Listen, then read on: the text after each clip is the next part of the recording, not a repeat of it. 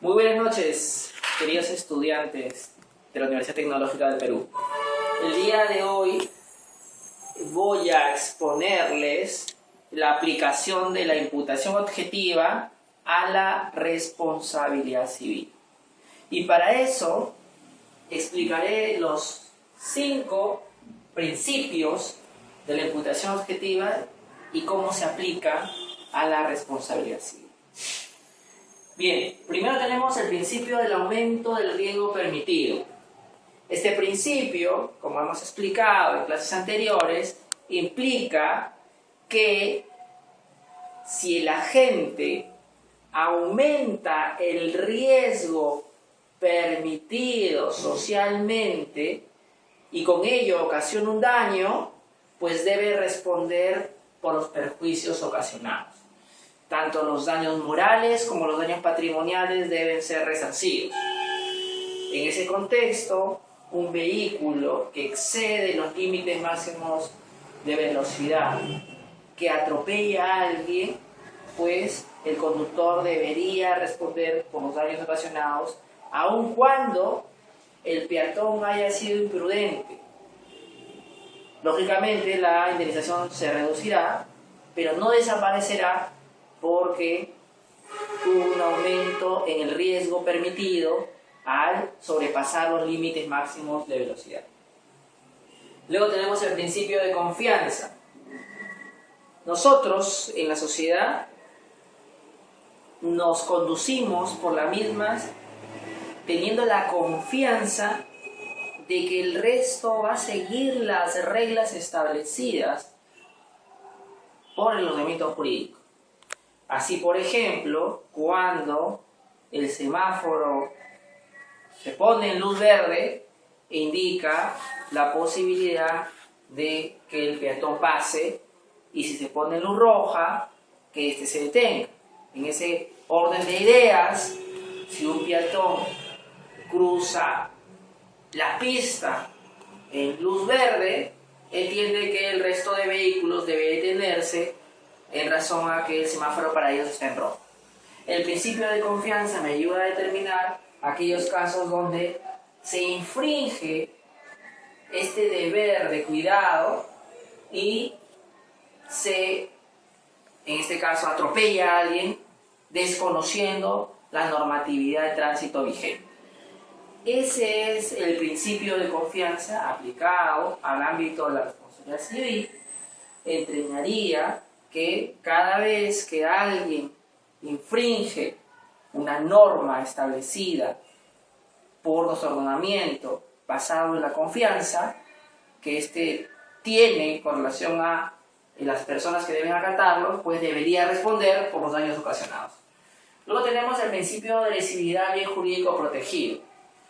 Este principio de lesividad del bien jurídico protegido se relaciona con el concepto de daño indemnizable o daño injusto, en la medida de que en la teoría de imputación objetiva señala que solamente se debe responder cuando el bien jurídico protegido ha sido efectivamente lesionado o dañado. En ese contexto, en la responsabilidad civil, en aplicación de este principio, solo se responderá cuando efectivamente haya acaecido daños injustos e indemnizables.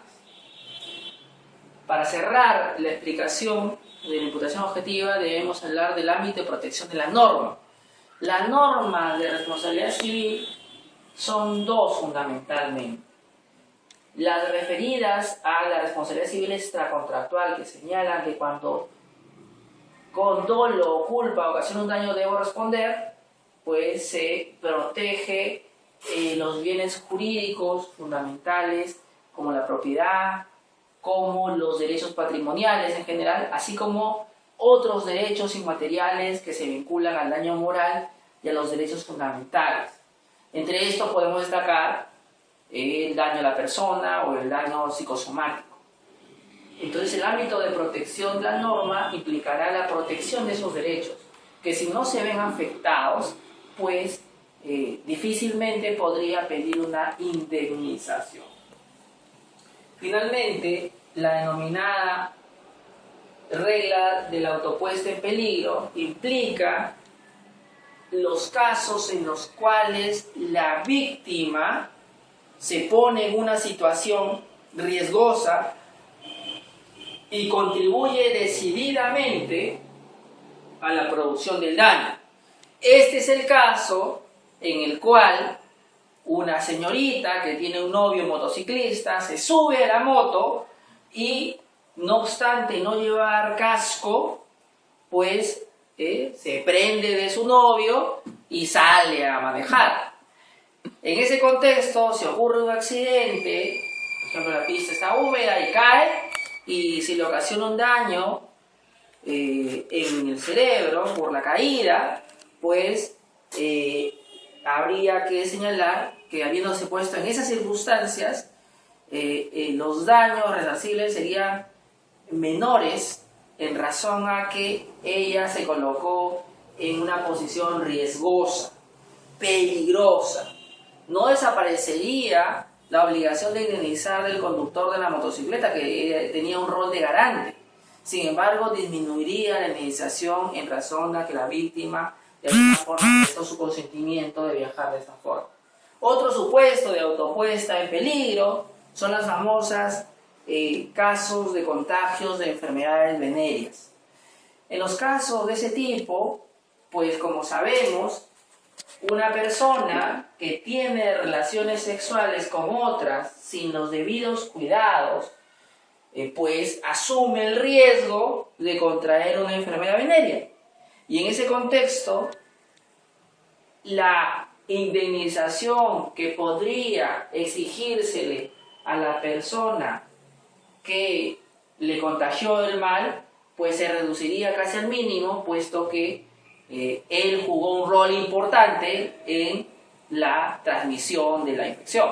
De haber tomado las precauciones del caso, no se habría producido el daño que ahora sufre. Ello no obsta el señalar que si la persona dolosamente contagia a su pareja sexual, pues en esos casos habría una responsabilidad penal por, de alguna forma, transmisiones de enfermedades infectocontagiosas. Sin embargo, en ámbito civil, esa indemnización será menor en razón a que ha habido una autopuesta en peligro o un hecho propio de la víctima. O sea, uno no tiene relaciones sexuales sin su consentimiento en estos escenarios que hemos expuesto, sino consentidas. Y en la medida de que sabe perfectamente cómo se transmiten estas enfermedades, debió tomar sus precauciones. El otro me quería contagiar. Bueno, pero tú debiste tomar tus precauciones. Es que me sedujo, era una cosa extraordinaria. Igual, tenías que tomar tus precauciones. Bien, eso era el tema de la responsabilidad civil y la imputación objetiva, que quería explicar brevemente. Ahora quisiera pasar muy sumariamente a explicar los supuestos eximentes de responsabilidad civil. Para ello vamos a borrar la pizarra y señalar que fundamentalmente el código contempla los siguientes supuestos de eximentes de responsabilidad civil. El primer supuesto es el de el ejercicio regular de un derecho. El ejercicio regular de un derecho, al igual que en el ámbito del artículo 20 del Código Penal, donde señalan las causas de justificación eximentes de responsabilidad penal, pues no entraña la obligación de parte de aquel que ejerciendo un daño ocasiona, que ejerciendo su derecho ocasiona un daño, no entraña la obligación de indemnizar. En ese contexto, si yo, por ejemplo, estoy jugando fútbol profesional y de manera casual, como parte de el deporte, lesiono a alguien, pues yo no tendría la obligación de indemnizarlo en la medida que fue como parte de la actividad deportiva. Sin embargo, si yo hago lo que hizo el día de ayer el denominado jugador Chiquito Flores, o sea, le pongo mi pie en el cuello al otro jugador, pues ahí no estoy hablando del ejercicio regular de un derecho. Ahí ese caso sería responsable de los daños que cause al otro jugador en la razón de que eso no es un ejercicio regular de un derecho, es un ejercicio irregular, un ejercicio a practicar una actividad deportiva. Tampoco estaría en ese caso el otro supuesto de un jugador que mordió a otro por marcarlo. Esa mordida, pues evidentemente no es un ejercicio regular del derecho, sino irregular. Por lo tanto, ahí no quería decir, sino que todo lo contrario, asumiría la responsabilidad de indemnizar a la persona por los daños causados. Y tenemos otro caso más conocido, que es el del boxeador Tyson, que mordió a su contrincante en un acto de impotencia. Esa mordida le arrancó parte de la oreja. Ese es otro caso donde no hay un ejercicio regular de derecho y donde debería indemnizar. En la ejecución regular de un derecho, yo estoy exonerado de indemnizar daños, pero en la ejecución irregular, no.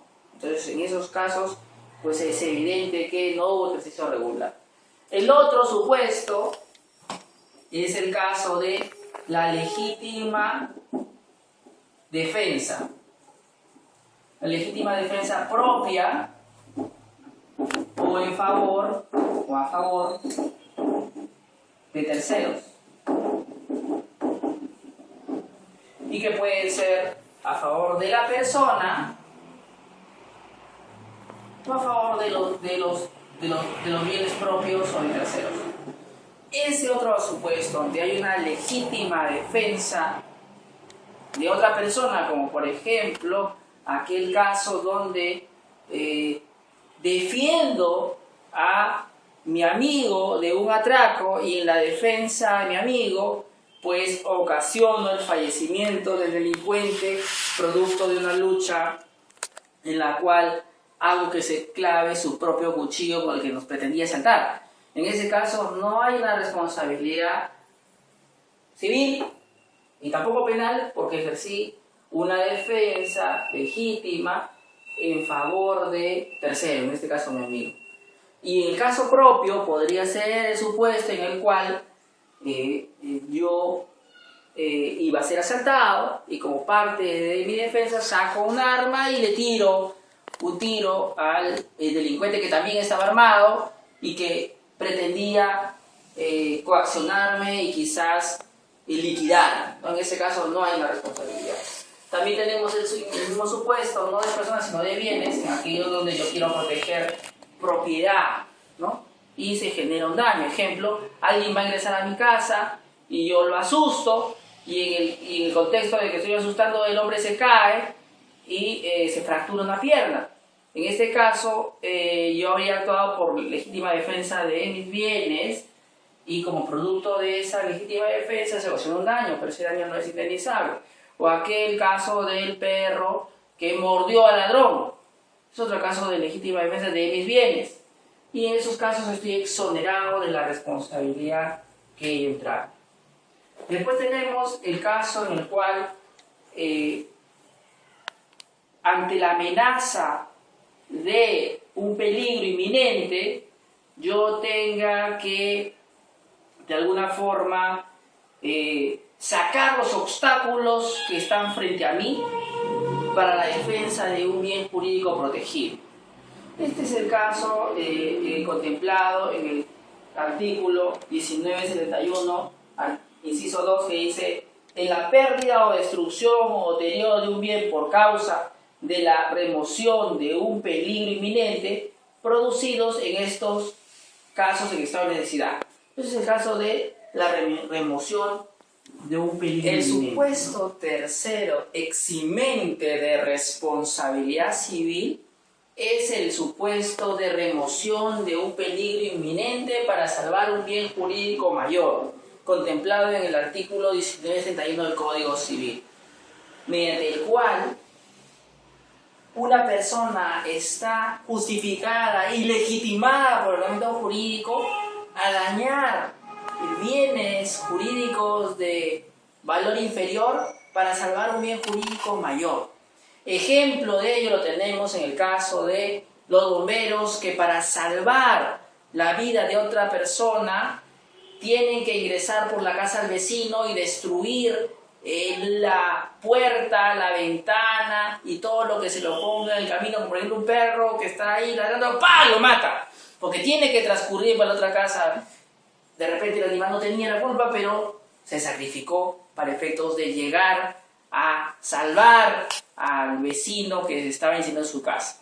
En este caso no tendrá ninguna responsabilidad civil del bombero, pero son de cargo del salvado el indemnizar a la persona que se ha afectado con la forma en que lo han rescatado. Evidentemente eso resulta todo justo y equitativo en la medida de que esos gastos se deben asumir en la medida que ha sido directamente beneficiario. El otro supuesto que tenemos es el supuesto de caso fortuito.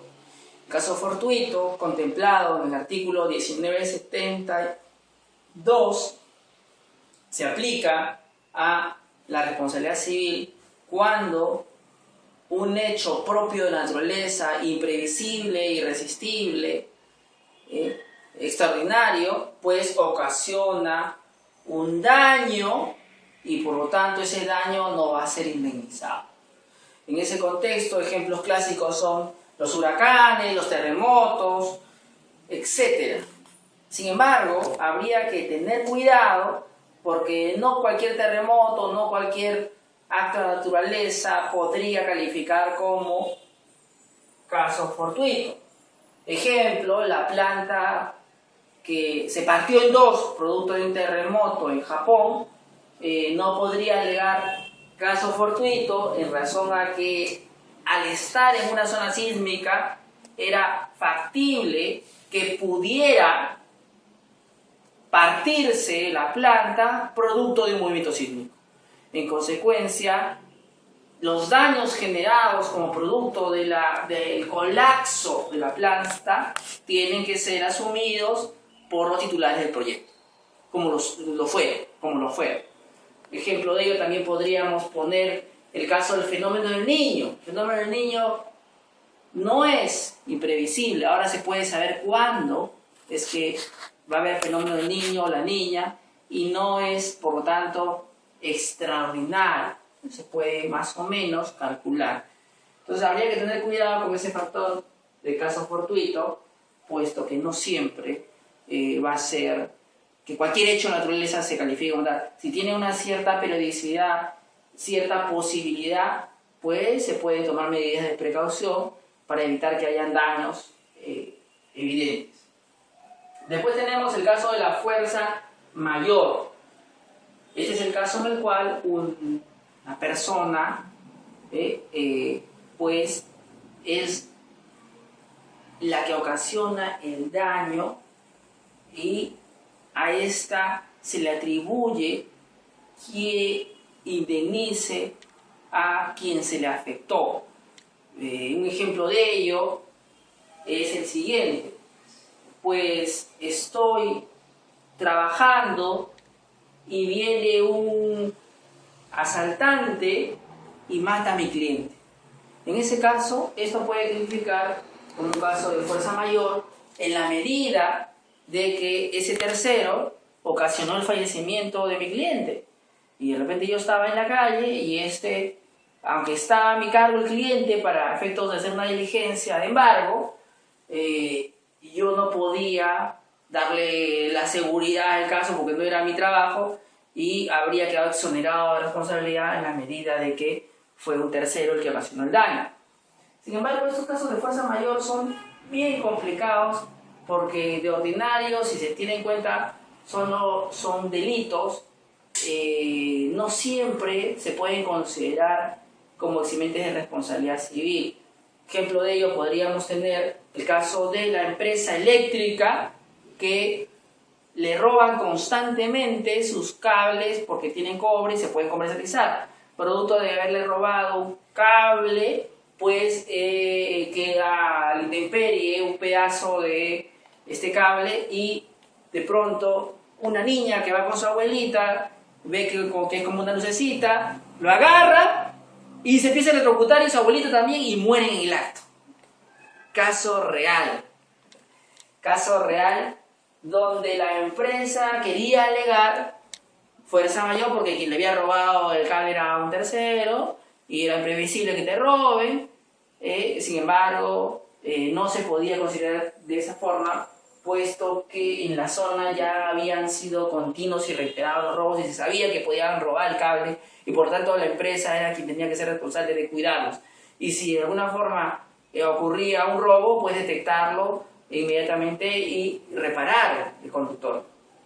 Entonces, este caso de fuerza mayor es discutible. También ese es el caso de una empresa a la cual se le rompe un ducto de petróleo y empieza a contaminar pues el río y después dice, me sabotearon, fueron los indígenas.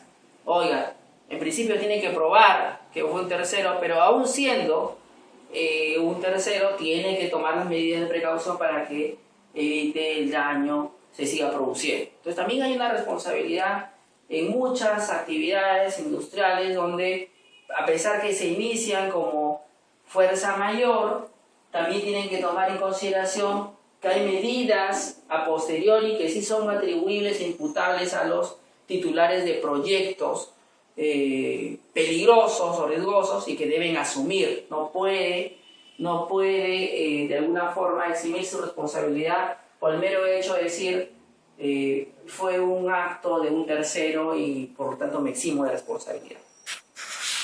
Después tenemos el hecho propio de la víctima. El hecho propio de la víctima, como hemos dicho en la ocasión de revisar los términos de imputación objetiva, es aquel donde la propia víctima se pone en un peligro y ese peligro le ocasiona un daño.